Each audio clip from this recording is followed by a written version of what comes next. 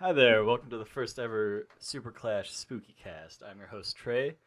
I'm here with my co-host Connor, say Hey. hello, and David. Hey, what happened to the co-host thing? What? What? You- I get no co-host? You are the co.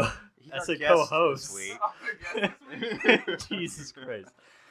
All right. Anyway, so today we're going to be reviewing the movie The Nun. Fun times. We went and saw this in MX40, and I'll say that was a fucking experience. Can you elaborate on that a little, Connor? So at the 40 theater, they flash lights at you. You're in like a kind of a roller coaster seat that moves around and rumbles. Things will touch the back of your feet. You can smell different scents, and you get sprayed with water on occasion. Yeah, that was real fun. I got my mouth. Gross. Gross. How did you feel about it, David? What were your opinions on just the effects? On the effects, the only effect I didn't like was when they kept tilting the chairs forward. And I was starting to slide. I mean, I wasn't really starting to slide, but like I could even see in the corner of my eye, Connor was doing like one of these grabbing. see, that was one of my favorite effects. Like, Really? that one scene, like right before the nun, like, spoilers, by the way. This Lots whole of cast. Right. Lots of them. That scene where the nun goes to like hang herself and the fucking camera like pans over the fucking thing and the seat move. Yeah. That was fantastic. Like that was right at the beginning of the movie, and like I was hooked from there on. I was like, hell yeah. I will say Let's that do this. even though Connor wasn't a big fan of the whole mist in the mouth and everything like that, that scene where she spits blood out of her mouth and it literally happened at that moment. For a half a second there, I thought she spit blood in my face. I was like, oh yeah, they sprayed mist, so I wasn't freaking out as much. But I was like, the only thing that really bugged me about the entire thing was the. Yeah, I was gonna say yeah. That was the only thing that bugged me. That one was It pretty was a rough. little disorienting during some of those scenes. Yeah, but that did definitely add to the intensity of the jump scares. I'll say that much. So That's true. It really, Overall, I enjoyed the experience. Not the group of teenagers that was behind us that wouldn't shut the hell up. Like I mean, that's just how that's the day and age we live in. You either get babies or you get teenagers that can't shut up. Right. So, but overall, my experience was I did enjoy, like, especially like the ones where they get thrown against the wall or whatever, and then you had a bunch of like servos touching your back. I was like, wow, that was like believable. Right. But I kind of wish that they did shoot fog in a little bit more often because there were quite a few graveyard scenes where I'm like looking at the front where they shoot the fog and nothing's coming out. I'm like, Yeah, how is this place not covered in fog right now? I only recall, I think once or twice that the fog actually came out, which was kind of a bummer It for was me. a total of two. I think one of them it went and then just like spit out a little cloud, but it was a guaranteed 2 times. Well, I see. I think where we should be at now is let's just go around one by one, give our impressions on the movie, what we liked, what we had issues with, and then pass it along to the next person, and then we can just kind of come back together and talk about the things we covered. All right. You want to start it off then? All right. So overall, I thought The Nun was an all right film in the Conjuring lineup. And for those who don't know, it is a spin-off of the Conjuring films, kind of like Annabelle is. Right.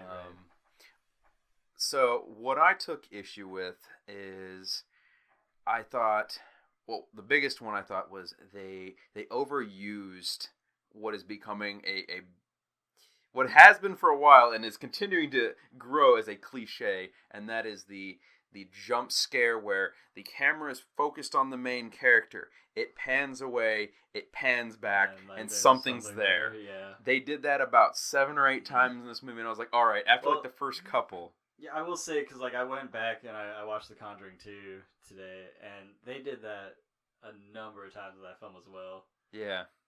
Like exceeding, like to the point where I was like, all right. It's like a to-do list in the horror business, though. Yeah, like you get to the point where you're like, all right, like I know it's coming at this point. Yeah, and the other thing that really bothered me about the film, I did like this film to some extent, but the other thing that really bothered me was it really jumped the shark, I think. This is kind of spoilers. So the existence of the nun was the Duke of the castle where all the nuns are. He was doing this satanic circle, and he was trying to summon a demon. And these crusaders burst through the door with the blood of Christ and this holy hand grenade looking thing in their hand. Dude, yeah, I was just gonna say, like, as soon as I saw that, I was like, oh, fucking Monty Python and the Holy Grail. Yeah, I was what like, the fuck? are you kidding me? And so they come in there and they pour the blood of Christ. And then it comes in later where, and I don't even know how this worked out, where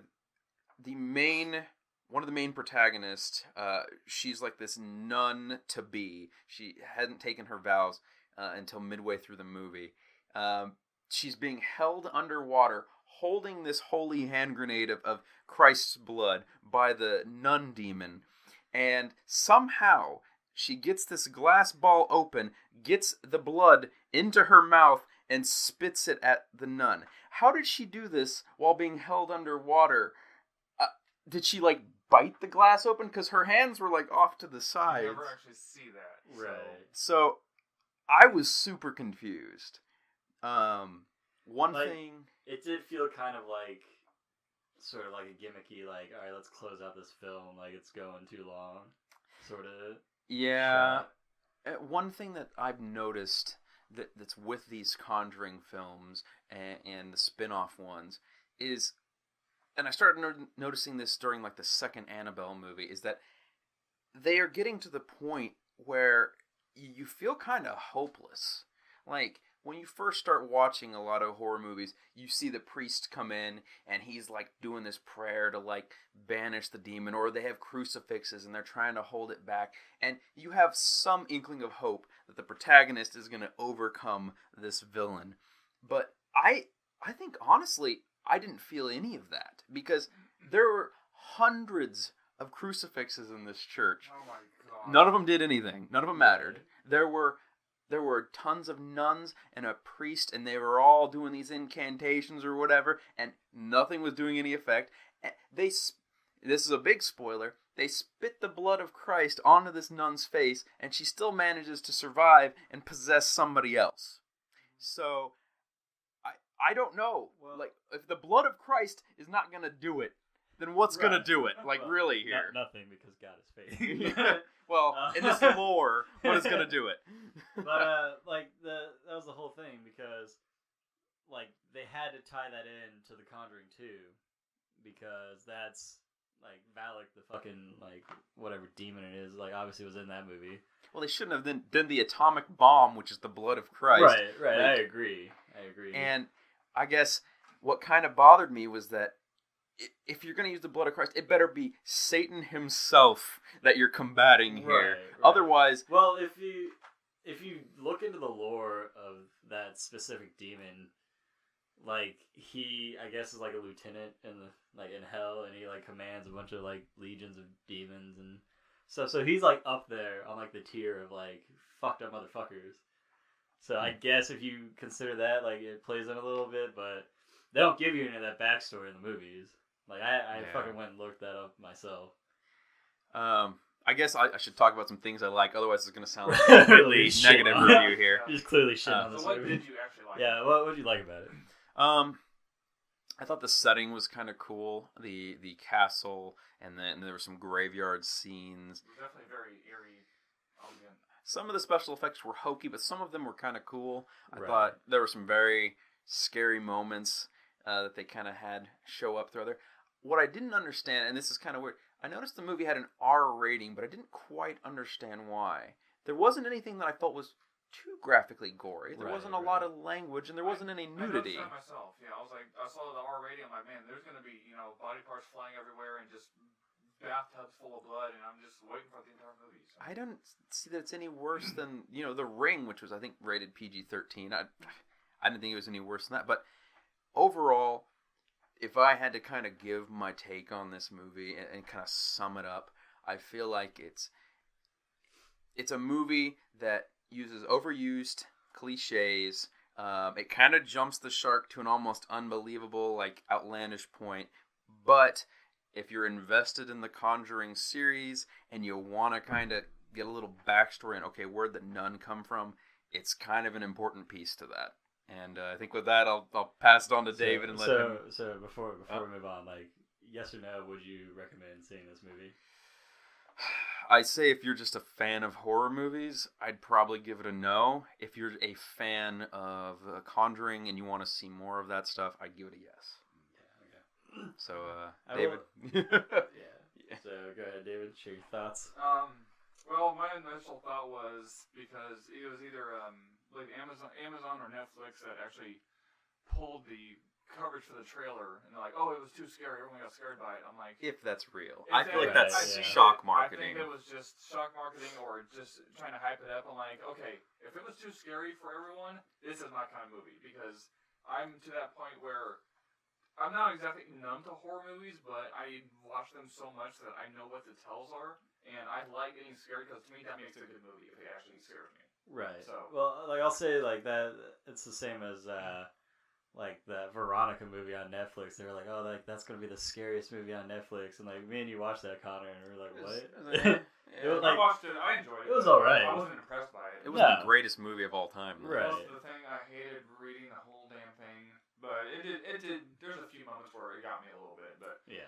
overall, I did like Connor said. I love the ambience of the movie. I really wish there was definitely more smoke or fog effects that came into the theater. Because during that whole graveyard fight, we didn't see hardly any except when he fell onto the ground and into the fog itself. Then we got like a 2-second spray that disappeared instantly. Right. Yeah. So, but other than that, the whole her dropping down from the tree into his face, that got me. I'm not gonna See, lie. but I saw that coming. Like, Yeah. I could tell. I was like, this is gonna I happen. was also so enthralled in like the experience of like all this stuff happening around us, like the actual implemented theater effects. That I was constantly watching to see if the fog was gonna come in, like judging that, and I didn't even see the nun falling from the tree. I didn't see that part coming. So what you're saying is that the effects were mildly distracting and took away the from the effects were film. mildly distracting because it seemed like there was a lot of times when they should have been there and they were missing in action. Okay. It So it was your expectation of them. My right? expectations of the theater were higher than they should have been. Right. As far as the movie goes, that Frenchie, he's a funny dude. I'm taking this with me. Right. Yeah. Whenever he pulled That cross that he pulled the cross out of the graveyard. sit in the bar with it. He's That like, would get me a little bit, but Yeah, I thought the movie took a weird comedic turn near the end. yeah. I for a while. enjoyed it though. It wasn't bad. It was just strange. It was like, whoa, okay. Well, we're getting funny, okay. Yeah. Like they thought they're like being too like horrifying. They're like, oh, we gotta like add some humor in here to like even it out. It's like no, Well, no. I'm wondering if they're also trying to appeal to more of a mass audience that like people that go to a movie expecting a joke or something, Right. and so they would get a kick out of it. But I thought his one-line jokes I thought they were pretty Yeah, decently written. he was an interesting character.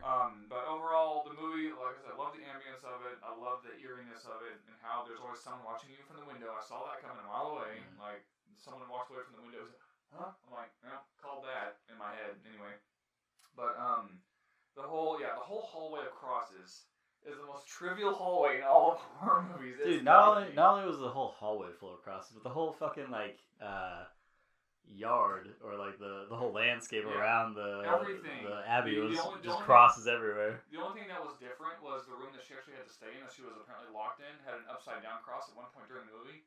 I think that's... Well, no, like, because I looked at you and I was like, hey, because I don't think you noticed it, but it starts off like right side up and it starts to rotate. Yeah. I did catch that and I was like, yeah, I saw that. Okay.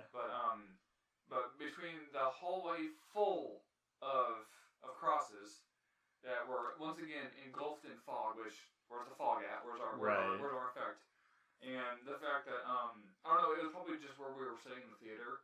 You couldn't even read or see the letters that were on the door from where we were sitting, even though it said at first, God stops here or whatever it was. Yeah, like got into. Yeah, God into here was the text on the door. And then it changed to like Latin, I think, after that or something.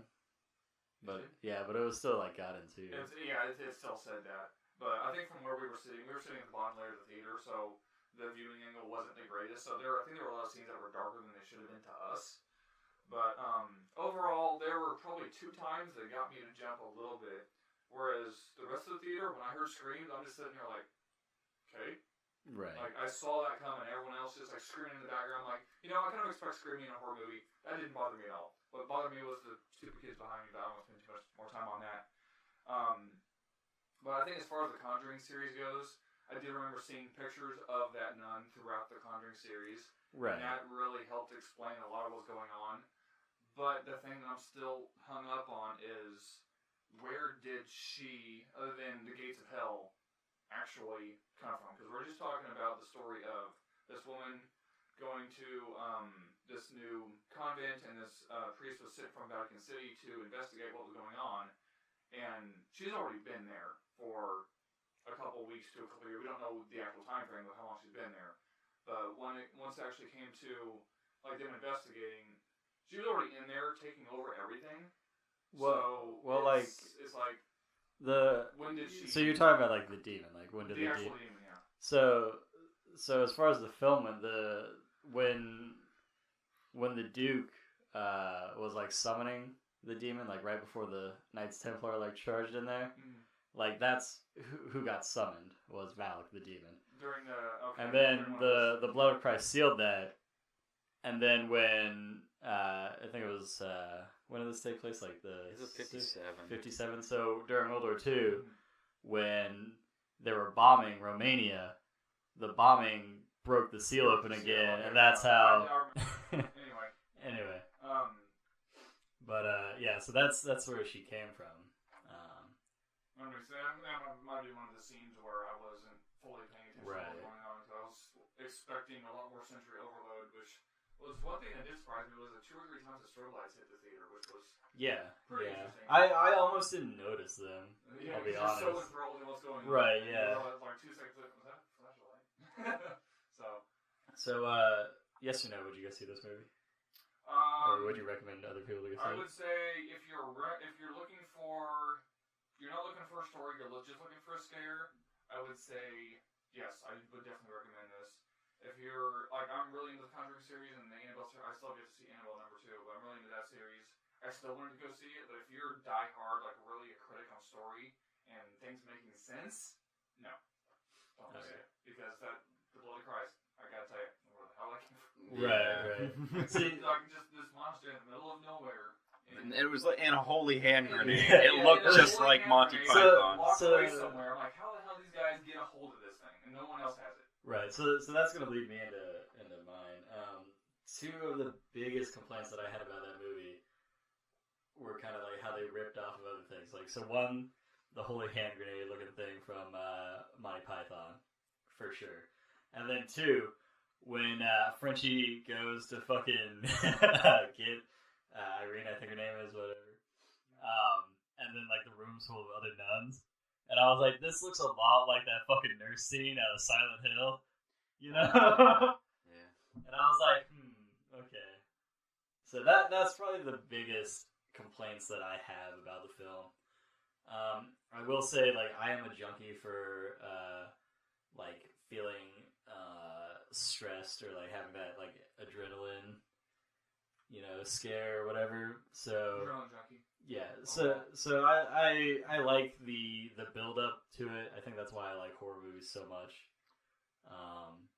So for me, I would definitely recommend going and seeing this movie at least once, especially if you're a fan of the Conjuring series. But don't expect too much from it. I'll say that. as far as story goes, don't expect too much. It does have some letdown periods, but there are some also great periods too. Right. As well. Should we try to give a ranking to it out of 10? Let's do it out of 5. Out of 5? Out of Okay. 5. I would personally say, just because it did give me a few times, and because it does actually fit in the Conjuring story, just not as solid of a story as I thought, probably a very strong 6. I mean, if we're doing Out of 5? Oh, out of 5? I thought we were doing it. He said out of 5. Oh. Makes it easy out of 5. Oh, okay. Out of 5, I'd say probably 3. 3? Yeah, I'd give it a 3. 2.5. Yeah. Somehow I knew that's where you're gonna land Hard, on that. hard, man. Yeah. It's somewhere in the middle. I got you. That's fair. I mean, that's an opinion, and you should never be judged on your opinions. Just mildly argue with. Right. So another thing I wanted to touch on. I don't know how familiar you guys are with like the Warren case files and all that stuff. Like, what do you think of Ed and Lorraine Warren? Like, there are some people who believe that like Ed was a con man. You know, like a lot of this stuff was, I guess, embellished to make more of a profit, more of a story. I know there was a quote in there, like somewhere on the internet, that says, you know, like I guess one of the writers for one of the books they were doing was like, well, these people's stories aren't matching up, and Ed was like, well, you know, just fill in the gap, like, you know, make it up, make it like good. So I don't know if that's like true, if he actually said that or not, but like, what are your thoughts on that? Well, I mean, without doing a lot of research on it, I haven't researched any of this other than what's in the movies. If I had to guess, I would say the real life people, being the kind of people they are, coming up in the kind of generation they came up in, I would call them probably at the minimum mildly phony, because right. that was the age where a lot of televangelists started coming up, you know, telling, I have the healing powers of Christ, and they would, you know, have these people come in and they'd shake under their hands. Right, or those cheesy ass psychics who like just are really good at reading rooms. Like they just like fish for the right answers to questions. People just give up information way too easily. Yeah. I mean, I would say they're probably along the lines, but that's obviously without any research, just kind of a background on what their story is about and the kind of people that typically tell these kind of stories. All right. So I gotta ask David what his thoughts were. As far as the Warren case files, I don't know a lot about the actual real like Warrens and everything and how they came to be. But I fully believe like the Conjuring series I thought was done really well, and how there's actually a continuing story there. Where there's a lot of horror movies, it's just all about how much more blood and gore can you get out of the series, right, before people get bored with it.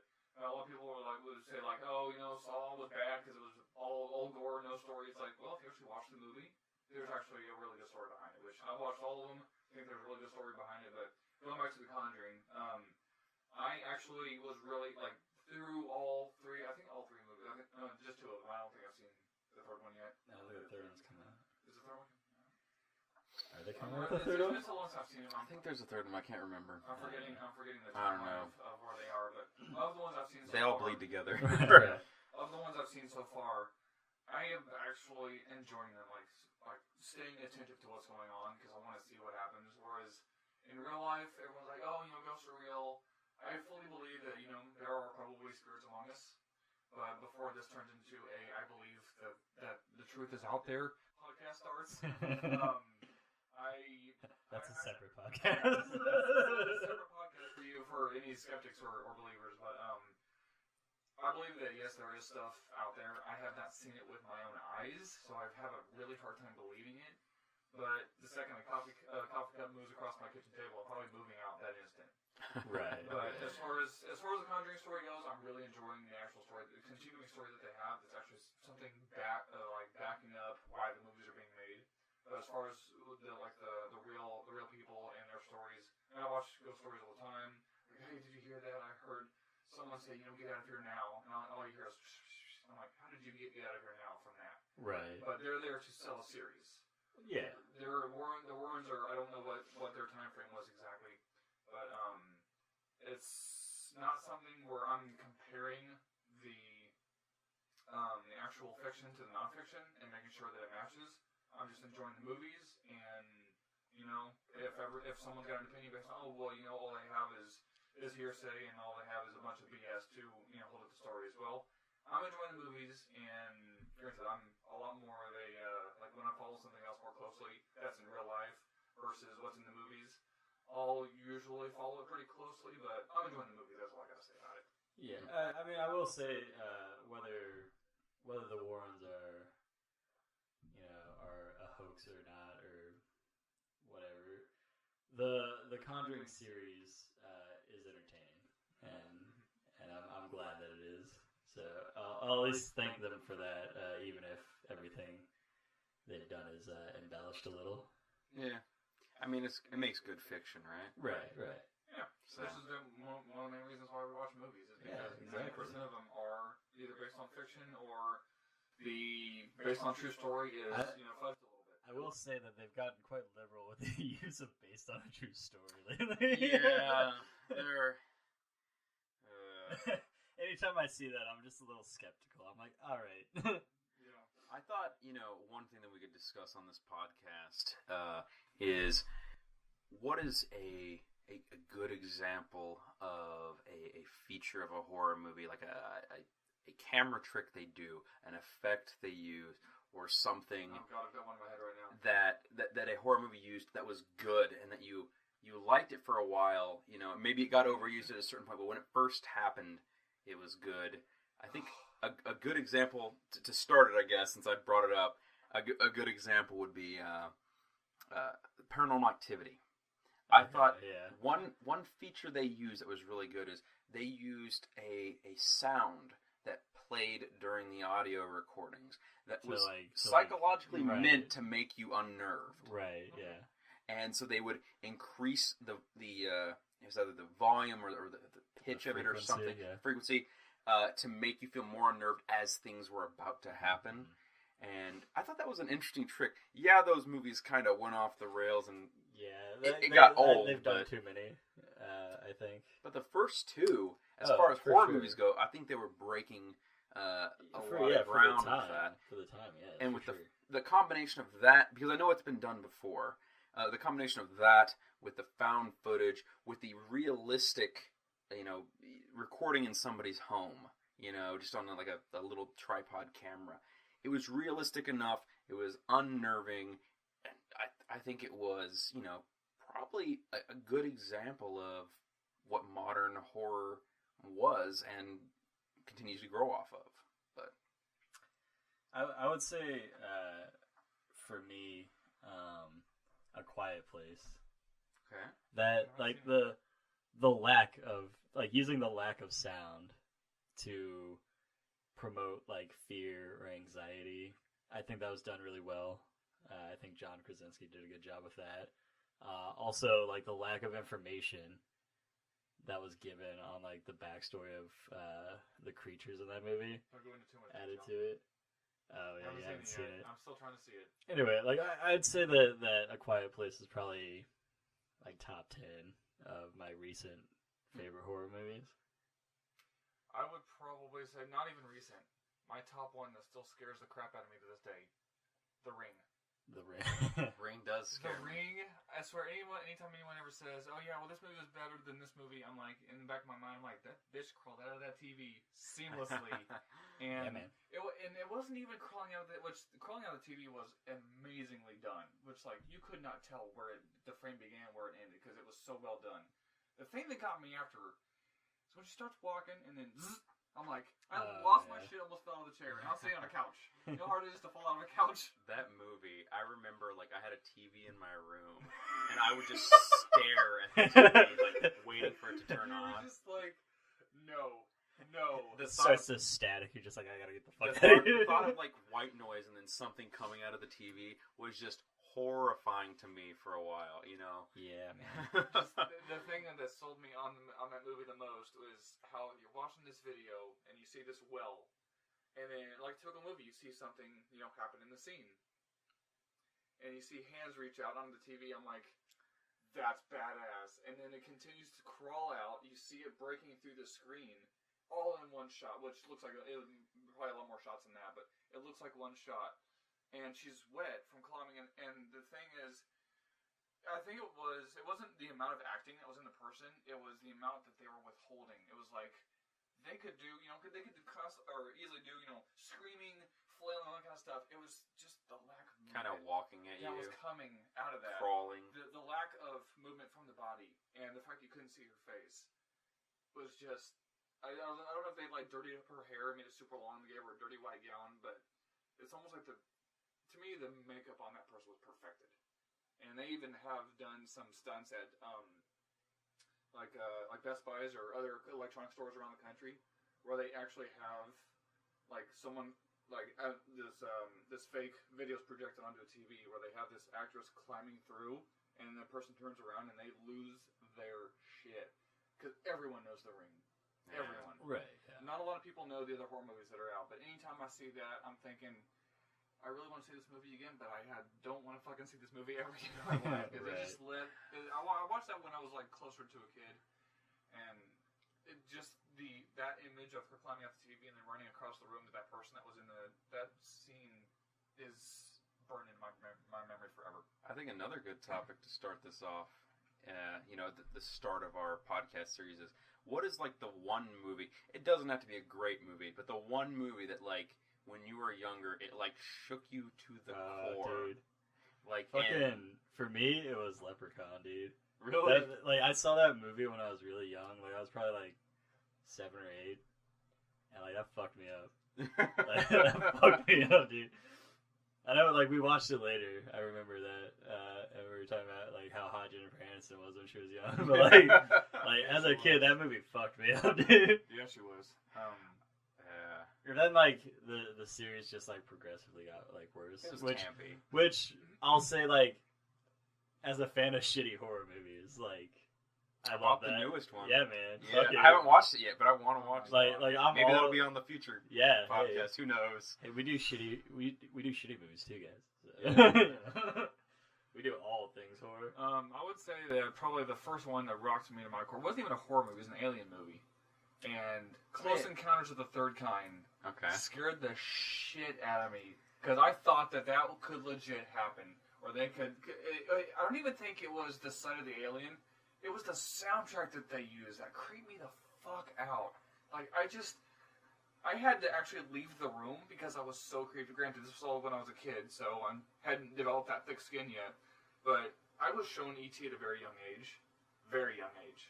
I was terrified of E.T. Yeah, movie will fuck you up too. Yeah, and then moving to Close Encounters of the Third Kind really helped cement that fear even more. And then another one that I actually found out came out a few years ago, probably longer than a few years ago, but Close Encounters of the Fourth Kind, where they actually showed people being abducted in the spaceship right above their house.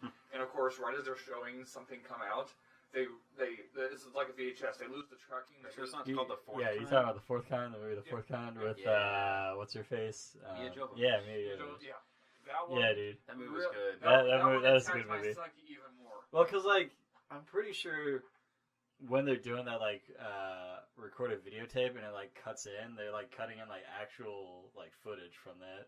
Yeah. So I like that part about it. I think the one that got me, the one horror movie that shook me to my core, and it needs a little backstory, or it doesn't make a whole lot of sense, was 30 Days of Night. Okay. And so as a kid, I remember my mom was always really into like horror movies and stuff. She watched, as far as shows, she watched like X-Files. She'd watch all different kinds of horror she's stuff. one of them. Or sci-fi. She believes. And so at one point in time, I remember my parents were watching this show about vampires and stuff. And I remember like getting really freaked out as a kid, and then like as a result, I would sleep with my blanket around my neck because I didn't want my neck to get bitten while I was asleep. And to this day, this is not a joke. It's more out of habit at this point, but I always sleep with my blanket around my neck because it's a habit now. You grow up doing it, and you have it. So what you're saying is you're fucked up for life. Yeah, probably fucked up. Therapy. And so when I saw 30 Days of Night, there hadn't really been like a vampire movie that was like creepy as shit. But these vampires were fast, they were strong, and it was dark out, and these people were like alone up in like Alaska. And so like they were like coming in, they were like going like fast, like biting into these people's necks. And I was like, oh my god, this is like the worst thing ever. Right. And so I remember, I don't know why, I watch it now and it's not really scary at all, but like then you're numb to it when it now. first came out, You're numb. I don't know why it triggered something in me that was like, oh, this is bad. Like, You're like, I don't feel so good, guys. I remember I was sitting in the car and my mom was driving me and a friend home from that movie, and we were going down these like back kind of country roads trying to get to the house. Where it happens. And then like my mom, to kind of screw with me, like stopped the car and turned off the lights, and I was like, dude, no, we need to go home. Your mom does that shit, man. Yeah, she does. And so cool. I think that was my one that like it's illogical now, but like really messed with me. Well, yeah, because kids, you guys are like, I mean, you have Impressionable. You're very impressionable. Your memories, your mind is open up to all sorts of possibilities, and the one time you get that possibility, it's like nothing you've ever seen before. So you don't know how to react to it if you want to be, or if you're excited or fearful for it. So your fight or flight takes into effect. 9 times out of 10, it's going to be flight. Yeah. And then that just the more things you see, it cements it and kind of compounds it and just makes it even worse. So now I'm still at this day, anytime I see a picture of E.T. Granted, now I think it's one of the greatest movies ever because Steven Spielberg at that time was a genius. I think he's losing his touch a little bit, but anytime I see a picture of E.T., I get about 2 seconds of being creeped out, and then I'm like, oh, okay, it's just E.T. He's a friendly guy, but just some of the scenes they made him in look really. I think to segue off of what you were saying, what is a movie that was not intended to be a horror, not intended to be a scary movie that kind of you found really, really creepy? It can be a movie, it can be a couple movies. What really scared you that kind of like shouldn't, like, childhood trauma? Like what scared you but shouldn't have? E.T. Yeah, for you it's E.T. E.T. was supposed to be the friendly neighborhood alien that got stuck on the planet, but just the way they made him look just really creeped me out. Yeah, I will say like E.T. really got me too. Especially that scene where like E.T.'s dying. Oh god, like that's just creepy as fuck. God. Anyway. Yeah. All white and yeah, dude. I don't know why they made him white and why that affects me so much, but it does. Because like humans get pale when they're like sick and dude. dying. They don't get white. Well, they do. But I wouldn't say that there's a specific movie or anything that really comes to mind that like wasn't supposed to be scary, but that like freaked me out. Or like characters in a movie that were like meant to be for kids that were kind of creepy. That could work too.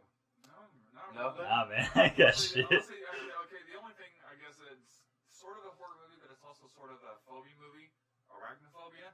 I have the biggest phobia with spiders. Yet I've seen that movie like 5 or 10 times. And that movie was they're so rebooting fucking cheesy. Like they found a new director to make a reboot of arachnophobia. I'm like, you know what? I'm of course going to see that. But there was actually a movie that was advertised on Facebook a couple weeks ago. I was saying something like, if you have a fear of spiders, don't watch this. And there was like an overhead shot of a bathtub where this thing was fucking the size of a human. And I'm just like, nope. Chills right. my body. I'm like, I'm not seeing like, this shit. I don't know what it is about the concept of things crawling on your skin, but I'm not a fucking fan of that shit. They call it the creepy crawlies. Yeah, I don't know who is a fan of that shit. Like anybody. Yeah. I don't think anybody. Fan of it, but there are some people like to face their fears and are okay with it because that means that no, fuck that. if I had to like pick, I don't think there's. I could name specific movies, but I think it's a kind of movie choice that kind of creeped me out as a kid. It was anything that had kind of the non-Sesame Street, non-Muppets, Jim Henson puppets. The Dark Crystal, the Labyrinth. Yeah. Even, to be honest, I love Star Wars, but some of like the creepy stuff in Star Wars, the puppets. I got one for you. Well, none of them, I didn't like any of them. Right. The Uncanny Valley, like they almost look like a living thing, but they don't. And I'm like, oh, I don't like that. The dog from Endless Story. Oh, the Never-Ending Story. Yeah. Falcor creeps me out. I don't like him. Dude, some of the other characters in that fucking movie film was horrifying. That was nightmare fuel. I will say, like, the scene with the horse. Yeah, dude. Fuck that scene. Yeah, fuck that scene. Yeah. That movie was meant for kids. I will say, like, Disney used to have a real fucking dark side, man. They did, yeah. They need to go back to that shit. I don't think they do. I think it was better. I think our kids need to be traumatized again. I think, yeah, man. The Nightmare Before Christmas had some creepy shit with their claymation. Yeah. I would say that was creepy, but I didn't see that until a few years ago, so it didn't bother me. But wait, the stop motion of everything and how wait, what? I didn't see it till as an adult. I wasn't honestly interested in it. Yeah. I wasn't interested in it, and then someone forced me to watch it a few years ago. I enjoyed it, but the stop motion of Jack Skellington, his long arms and legs, just... It wasn't him, it was the side characters I thought were creepy. It was him that really... It didn't even creep me out, it's just, I was like, oh, that's kind of weird, his very, very long, skinny arms, and I just didn't understand the whole concept behind Nightmare Before Christmas where everyone's in Halloween and shit. I mean... I will say, like, that's still one of my favorite movies, though. Really? Like, hands down. I'm one of a my big fan favorite of Tim movies. Burton. Yeah, I would fucking say love Tim that Burton. probably I'm not even gonna lie. I enjoyed Coraline a lot. The Yeah, only thing that I was a like good movie. about Nightmare Before Except for Christmas the- is some of the character design. I think Jack Skellington is well designed. Oogie Boogie's pretty cool. But some of the characters just like they hit that spot with me where it's like, I don't want to even look at you. Don't talk. God, when they start singing and they're creepy, I'm like, don't, just stop. It's because you didn't see it at young enough of an age. Or maybe that would have been worse. Maybe it I would have don't been more know. horrifying. It worked out fine for me, I think. I'm a normal human being, right? One of the things Right? Guys. I will say that one of the things that did bug me about Coraline is that one of the guys in my classmates, or one of the guys in my class actually like said, "Don't you ever mention that? That shit's creepy." And then it creeped me out was the button eyes they had. Like it's like they had no soul, but they were there. I'm like, because whenever they turned around, "Hi, honey," I'm like, Oh you boy. have buttons for eyeballs. And it's like you're not aware, but they're there. You're like, this isn't natural. This is not natural. Why are you looking at this person like you can see them, but they're buttons? All right. Well, I think that's pretty much going to wrap up the podcast, guys. We're gonna do a giveaway. We got a few copies of Destiny 2 For PlayStation 4. for PlayStation 4. Let's see. We're gonna say after 100 followers on Twitter, we'll start giving stuff away. The handle is at SuperClashBros3. And we'll start promoting that as well. I will go ahead and We'll put it in the YouTube video that put way. it in the YouTube video, and I will go ahead and I'll tweet out about it as well on my I will Yeah. as well. Personal I've got Twitter? about 80 To, followers, so. To be eligible for the drawing, you have to like the Facebook page, like the YouTube video, subscribe to the YouTube page, and then follow the Twitter. And this is for U.S. entrants only. Right. We can't ship it out of the U.S., but We'll figure out something for you guys later. Yeah. We'll get it. We'll how get long it. do you want to lined run up. this giveaway before we end it? We'll do like 3 weeks to a month. We'll do a month. Yeah, Do 4 let's do a weeks. month. Yeah, we'll do Do a month. Okay. All right. So whenever this goes up, a month from that day, we are cutting off the giveaway. and we will go ahead and if we have reached our goal, we will go ahead and we'll send out to the winner. We'll contact them directly and we'll share on Twitter if they want to be shared as well. And, don't forget to leave your comments down below the YouTube video. Tell us what you thought about the podcast. Also, what movie should we review next? Let us know. Give us some ideas. Doesn't have to be a horror movie either. So. Yeah. Let's be creepy. Yeah. Yeah. It's spooky. It's SpookyCast, man. It could be Yeah. like, hey, what do you think of this stupid movie? Yeah, things like that. So. All right. Well, until next time, guys. See you later.